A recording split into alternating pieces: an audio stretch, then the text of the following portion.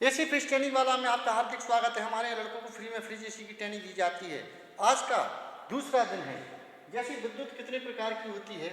विद्युत एक स्थिर विद्युत होती है, एक अस्थिर विद्युत होती है।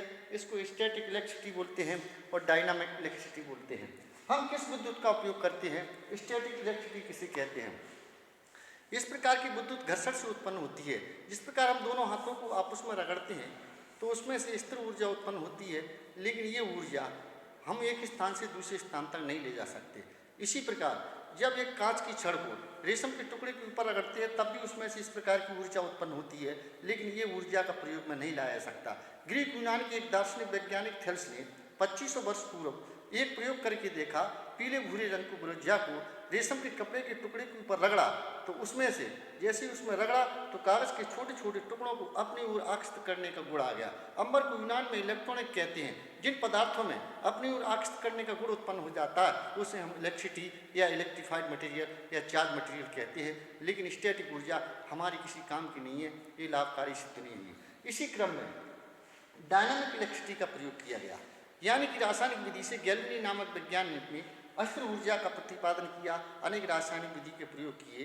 इसी क्रम में इटली के वोल्टा नामक वैज्ञानिक ने हल्के गंधक को तेजाब को कांच के बर्तन में रखा। कांच के बर्तन में एक तांबे की छड़ को रखा, एक जिंक की छड़ को रखा, दोनों के बीच में एक बल्ब रखा तो बल्ब प्रकाश देने लगा। जब बल्ब प्रकाश देने लगा तो आधुनिक सेलों का निर्माण हुआ। आधुनिक सेलों में एकत्रित होने लगी और उसको एक स्थान से दूसरे स्थान तक ले जाया गया, लेकिन वो अधिक लाभकारी सिद्ध नहीं हुई। इसी क्रम में फैराडे नामक वैज्ञानिक ने चुंबकीय विद्युत ऊर्जा का प्रतिपादन किया। चुंबकीय ऊर्जा को हम आज तक प्रचलित करते हैं। ये ऊर्जा चुंबक के अंदर जैसे ही घूर्णन गति से विद्युत होती है, इस कंडक्टर के मध्य बिजली उत्पन्न होती है, यानी बिजली उत्पन्न करने वाले साधन को हम जनरेटर कहते हैं या फिर डायनामिक इलेक्ट्रिसिटी को हम करंट इलेक्ट्रिसिटी कहते हैं। ये हमेशा बड़े पावर हाउस में बड़े पैमाने पर उत्पादित की जाती है। इस ऊर्जा का हम उपयोग करते हैं, इसे हम डायनामिक इलेक्ट्रिसिटी कहते हैं। स्टैटिक इलेक्ट्रिसिटी का प्रयोग नहीं करते, हम ज़्यादातर डायनामिक इलेक्ट्रिसिटी का प्रयोग करते हैं। यह विद्युत का परिचय है। इस प्रकार आप क्लास लेने से पहले जैसे मान लो एयर कंडीशनर का काम सीख रहे हैं तो विद्युत के बारे में जानकारी होना अति आवश्यक है।